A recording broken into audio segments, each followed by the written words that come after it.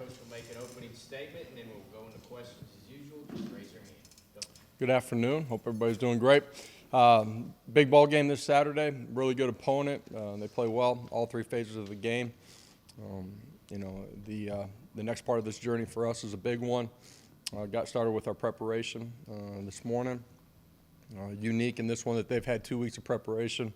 Our players got to have a real sense of urgency here this week, getting prepared to go play our best football. And obviously coming off of Saturday's performance, there were a lot of really good things. There's some things that we got to clean up too. Players got a chance to see that, talk through it this morning. In particular, our young guys that got action in the second half.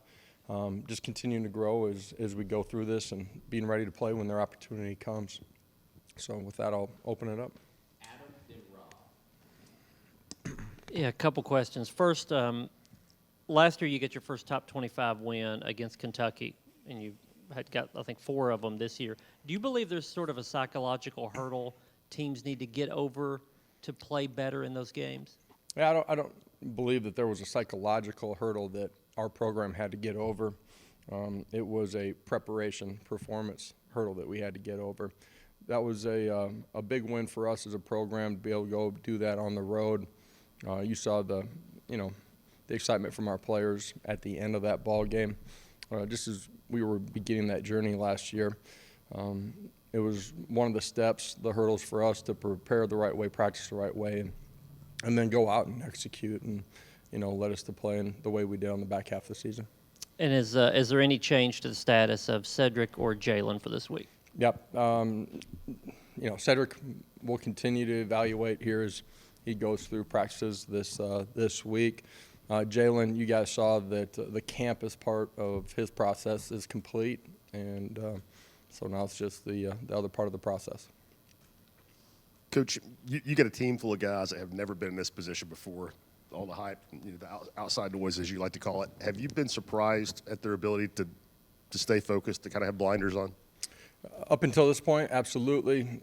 We're still in the beginning stages of this journey, really the halfway point. And, for us, the preparation, being real with each other, competing every day is going to be critical.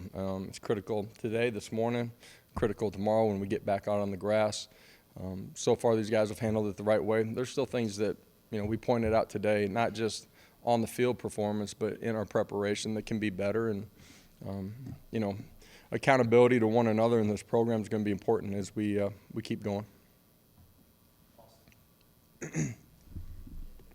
In that same tone, do you think that because your leaders, most of your leaders on this team are kind of steady Eddie, even keel, never too high, never too low, that allows them to kind of keep that same focus and not ride the wave of stuff? And then can you talk about Chris Rodriguez and what he does well? Well, I just think, the leadership from our football team, and the guys that we have that have grown, since we've gotten here over the last 20 months, their ability to put in work, see that work pays off, the ability to reset is an area of, when we got here, an area that we had to grow in, one that we have grown in.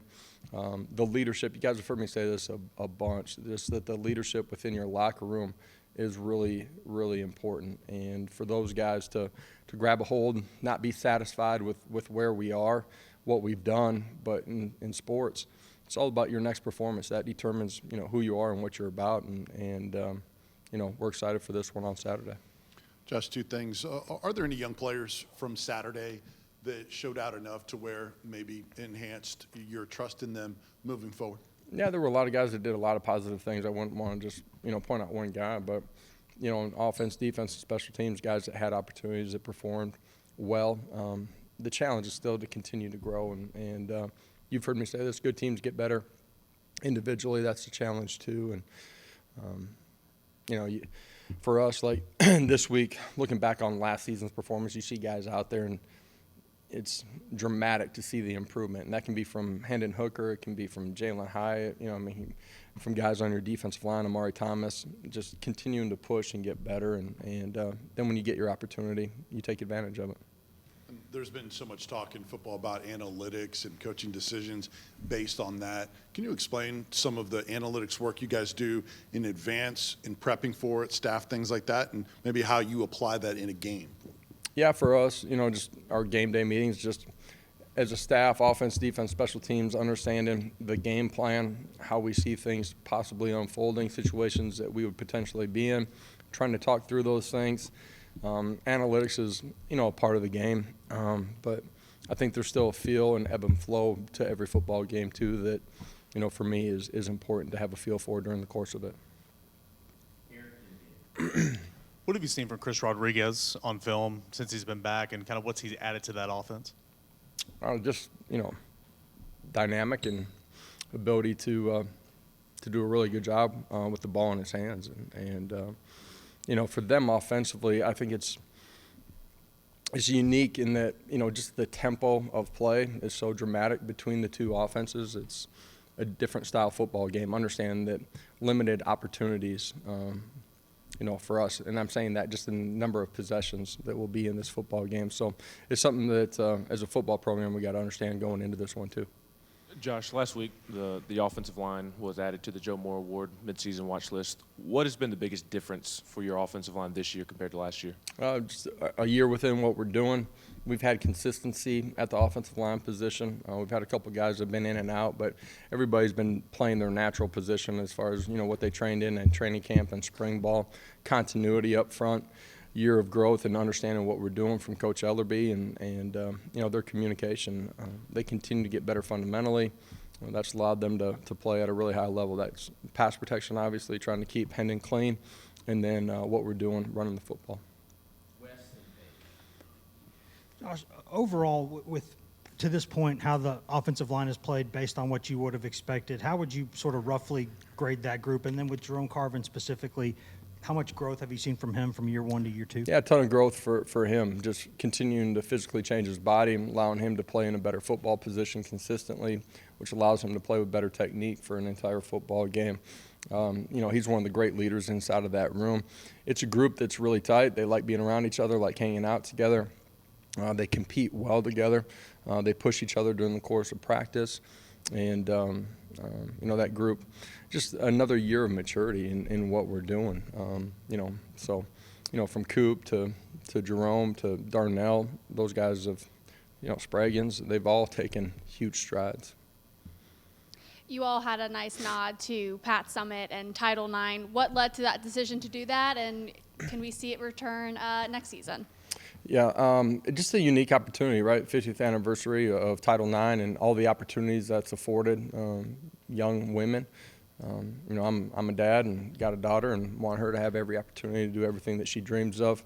And certainly here on the University of Tennessee campus, right? Pat Summitt's influence and what she accomplished and achieved, her legacy that still lives on in women's sports, but certainly here on campus and what she meant to Tennessee fans all over the country. It was just an opportunity to celebrate those things.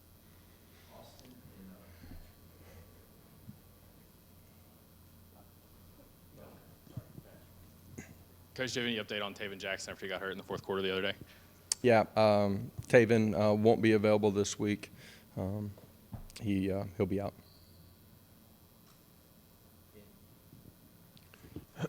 Josh, just what challenges does Will Levis present, and just how have you seen him improve from last year to this year as well?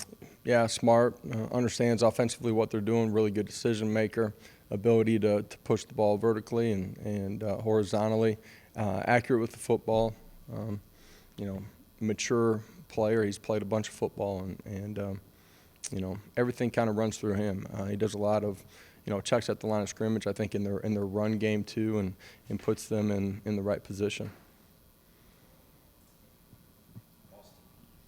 How much confidence do you think the offensive line has gotten out of your all's ability to pick up those 3rd and 1s and 4th and 2s and that type when you all went to that bunch set and kind of play behind your pads and been able to get downhill and make some plays? It feels like you all have had so much success with that this year. Yeah, we have been successful. You don't ever take that for granted here as we continue on the back half of the season.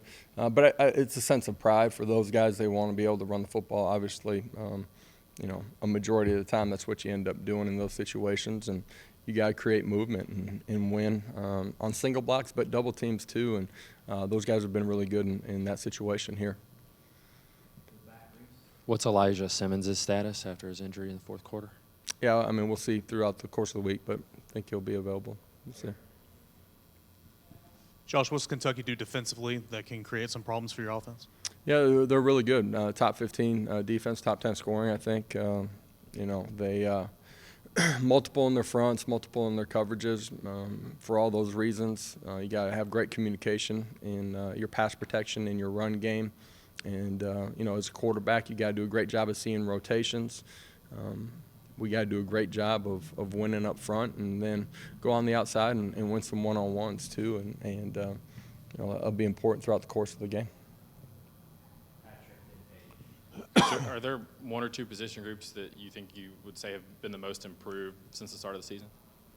I wouldn't single out one or two position groups. I think as a football team, we continue to get better week by week. A couple questions. Status on Kamal Haddon, and where do you need to see this defense continue to grow to stay competitive, especially in SEC play?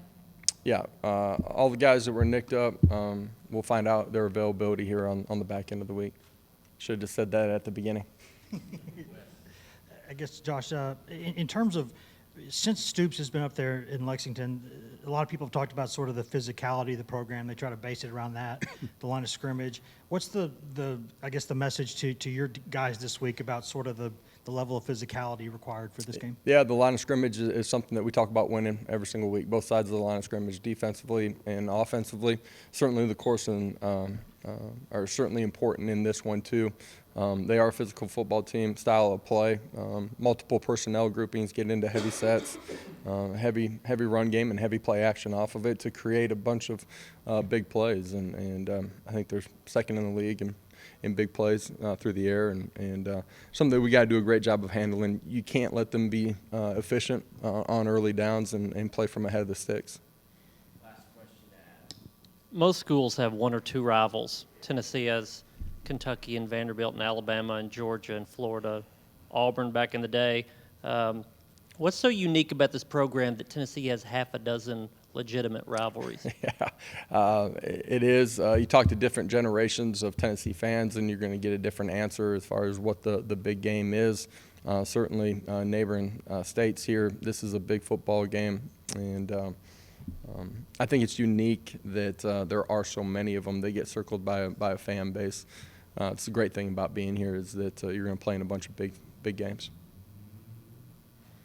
Thank you, Coach. Okay. Appreciate it, guys.